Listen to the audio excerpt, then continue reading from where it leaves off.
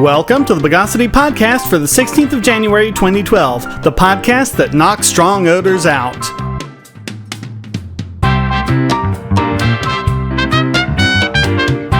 This is your host, Shane Killian. Let's bypass the blocks to the news of the bogus.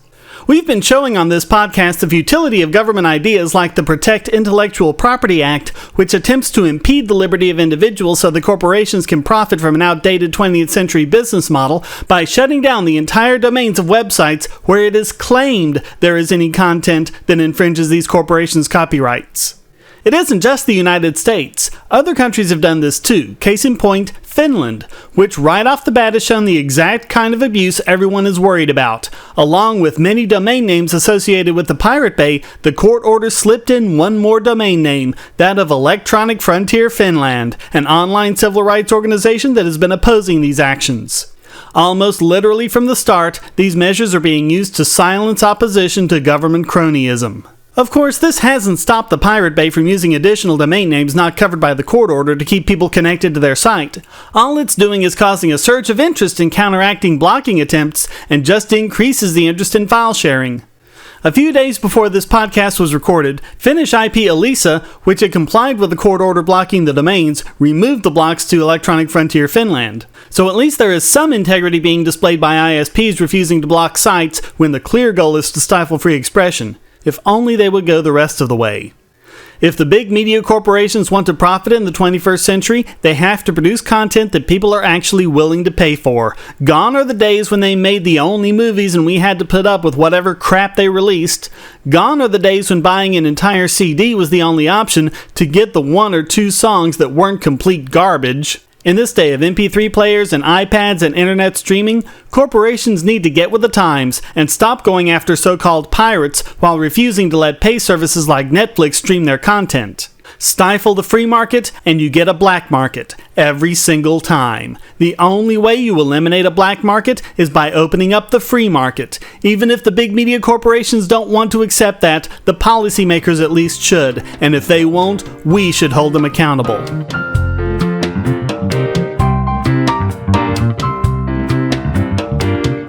Guess what? Turns out, people don't like censorship and control of their free lives. Who knew? A group of hackers is planning to set up an alternative internet service called the Hackerspace Global Grid. This grid will be able to connect you to anywhere on the internet without the possibility of it being impeded by governmental or corporate interests. This will be done through a network of stations run by volunteers and even their own communication satellites. It's an ambitious project, but amateurs have already put satellites in orbit. These satellites don't last long because they're difficult to track, but with an increased budget, there are two possible solutions. One is better tracking equipment to keep the best connection to these satellites as they streak across the sky. The second is better launch facilities capable of putting the satellite into a more stable and predictable orbit. The main network would be a system of ground stations, which would track the satellites in what Armin Bauer calls a reverse GPS, where the known location of the ground stations are used to pinpoint the satellites. They hope to have 3 of these ground stations in place in the first half of this year. Enthusiasts would also be able to set up their own ground stations for a projected cost of €100. That's about $127 at the current exchange rate, and dot the globe with this alternate communications network. There are some limitations. Low-orbit satellites are the easiest and cheapest to launch, but they orbit fast, perhaps once every 90 minutes, so tracking them is difficult and communication is only available in bursts. One solution is to have many of these satellites in order to always have 2 or 3 in the sky above you at some point, but this would make the network as complex as the GPS network. The other alternative is to put them into higher orbits, ideally geostationary orbits where you don't have to track them at all. But this would increase the cost for each launch and add latency to all such connections. But the advantages are easy to see. Outer space isn't governed by individual countries, so they will be completely immune from any censorship or other controlling policies of governments. Long term, their goal is to eventually put the first private astronaut on the moon. It's ambitious, but how can you fault any group for wanting to reach for those stars? Best of luck to those behind this initiative.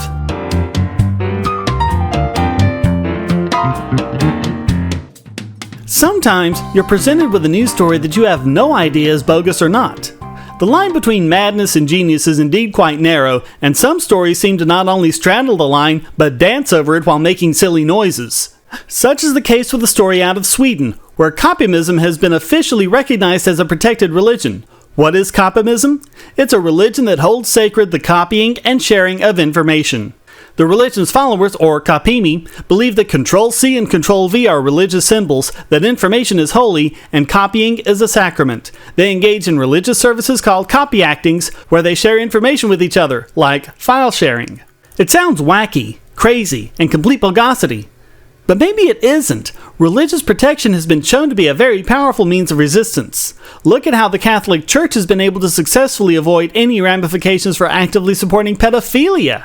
This is a much lesser crime. Not really a crime at all, there aren't any real victims. And if you think about it, they have a point. Humanity progresses more when information is shared. So doing so may be seen as a moral act. Take the issue beyond things like copying Kesha MP3s to things like the kind of information sharing that we saw in the Egyptian Revolution last year. Increased awareness and access to information is a very effective tool for positive social change. That's why this podcast is released under Creative Commons license, so that people can share it with anyone they think could use the information. Maybe it isn't so bogus after all. And maybe it's more than an end run around the law because people want to download the latest anime offering. Maybe people have finally stumbled on a religion that truly works for the betterment of all mankind. Or maybe not, who knows?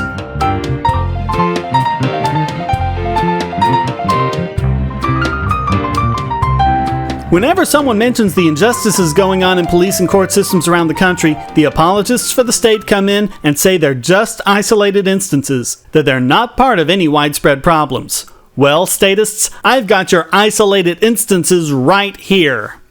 In Denver, Colorado, over 500 people who were wrongly jailed between 2002 and 2009 have filed a joint lawsuit with the ACLU against the city of Denver because of systematic problems that lead to wrongful arrests. The civil rights lawyers say that these 500 are just the tip of the iceberg and don't even approach the real number of citizens who have been harmed by these systematic errors. A 2010 report from the city auditor's office says that the city has no adequate system for tracking incidents of mistaken identity in order to try to make improvements. Lawyers and other apologists for the city say that no system is perfect, that there's no evidence that the city was indifferent to these problems, and that the city quickly acts when a wrongful arrest is made. Oh yeah? That wasn't the case with a white man hauled in for a crime committed by an American Indian who was a foot taller and 100 pounds heavier than him, who spent almost an entire month in jail until the victim alerted the authorities that they had the wrong man.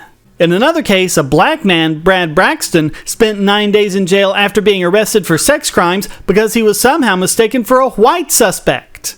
These are just some of the ridiculous cases of people who never should have even been accosted by the police, let alone arrested and jailed. One man was arrested twice, even though his tattoos didn't match the suspects. An 18-year-old was arrested for a crime committed by a 50-year-old. And listen to some of the judge's notes in cases that had to be thrown out, all direct quotes. Defendant brought in was wrong defendant. Go figure. Again, wrong person. Yes, Mrs. Brown, but prints don't match. Wrong defendant brought into court. Jamie Milner is a female. The defendant, Jamie Sandoval, is male. And how about these next two? Wrong person entered guilty plea. Pleas vacated. Wrong person entered plea. Fine paid under duress of arrest. Court orders a refund of $89 that was paid. The statists always try to tell us that only the guilty enter pleas, that the innocent are never pressured into doing so. This is clearly bogus. These cases exist, and unlike convictions, they cannot be appealed, only vacated by the judge. Since 2009, which is the last year covered by this lawsuit, an additional 119 people jailed were found to have invalid warrants. Of course, those are just the ones that the authorities themselves determined were invalid. The only checks done here are done by the authorities themselves. Can we really rely on them to report all of their own mistakes? These are the people who are supposed to protect and serve us. These are the people the statists say we can rely on to protect us against those who would do us harm. How sad we have to keep such a close eye on the police and the prosecutors. It's like hiring a security guard to protect our building, but then having to watch him on a security camera to make sure he doesn't trash the place. And now, our government claims the authority to take any citizen without warrant or access to an attorney and possibly even execute him. We're assured that these holy saints of government will never grab the wrong person. How can anyone with a functioning brain possibly believe that?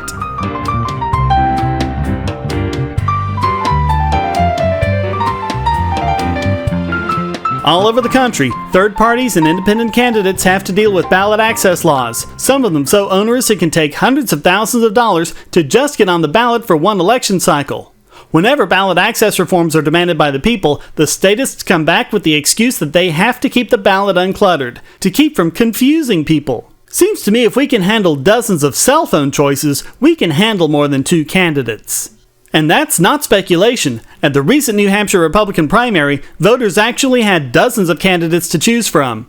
In addition to Mitt Romney, Ron Paul, Newt Gingrich, and other regulars often covered in the media, there were others on the ballot the media didn't cover and didn't let debate, such as Craig Tax Freeze and former Louisiana Governor Buddy Roemer. All total, New Hampshire voters had a choice of 30 different candidates for the Republican primary, and there were no reports of voters being confused and falling down or curled up in the fetal position blubbering because they couldn't handle it. It was a proper primary with clear results, and no news outlet is saying otherwise. So this idea of ballot clutter is clearly just another statist lie. There is absolutely no justification whatsoever for states to put obstacles in the way of people running candidates to oppose the establishment politicians. None whatsoever.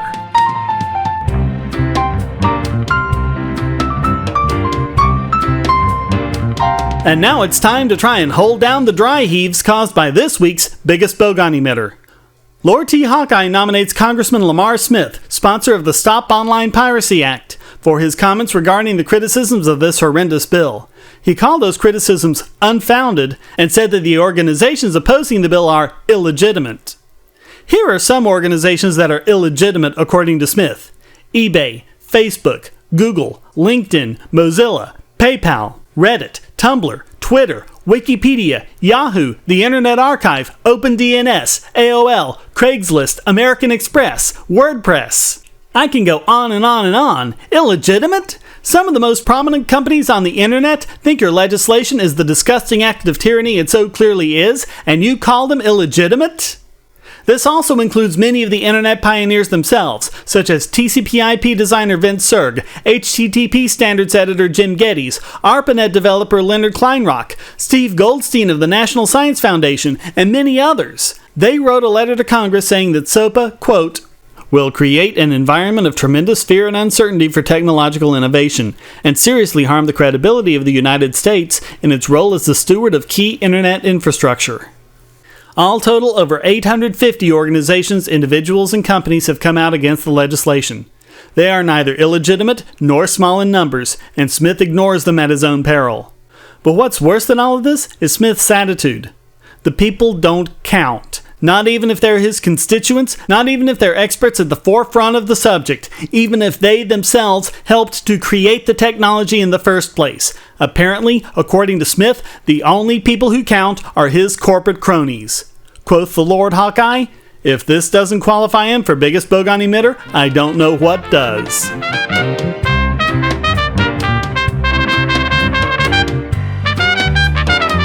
And now it's time to pray real hard for the sanity of this week's Idiot Extraordinaire. And this week it goes to none other than Pope Benedict the... what number are we up to now? 16? Yeah, 16. Pope Benedict the 16th. Geez, you'd think these guys could come up with an original name every now and then. Who released a statement saying that allowing same-sex marriage would, quote, undermine the family, threaten human dignity, and the future of humanity itself. What is it exactly that would undermine the family? According to pretty much every study that's ever been done, children raised by same-sex couples turn out no differently than the children of heterosexual parents, and some show that the children of lesbian couples generally do better than their peers in psychological, behavioral, and academic performance, and have a far lower rate of child abuse. Do we really need to go into the pedophile priest thing here? Do we have to go into the fact that Pope Benedict the whatever, back when he was Cardinal Joseph Ratzinger, performed as part of his officially sanctioned duties the protection of these pedophile priests by moving them to new parishes with whole new groups of unsuspecting victims? Now that is something that undermines the family and human dignity. Something else that undermines both the family and human dignity is the idea that a same-sex partner should not have the right to make medical decisions overriding that of relatives, no right to file jointly on their taxes, no right to be informed if their partner in the military is killed or injured, and no automatic rights of inheritance. Also, the Catholic Church can continue spreading their message of hate and intolerance. Pope Ratzi may be secure in the Vatican, but he seriously needs to be reminded that he is really in a glass house and should be careful what stones he throws. The time is coming when the Church's immunity to these horrendous crimes will come to an end, and if Ratzi doesn't want to fall too hard, he needs to preserve as much of the moral high ground as he can, and this is not the way to do it. All his hypocrisy does is turn more people away from the Catholic Church and make even more enemies for itself. And that makes it clear that the Pope just has to be this week's Idiot Extraordinaire!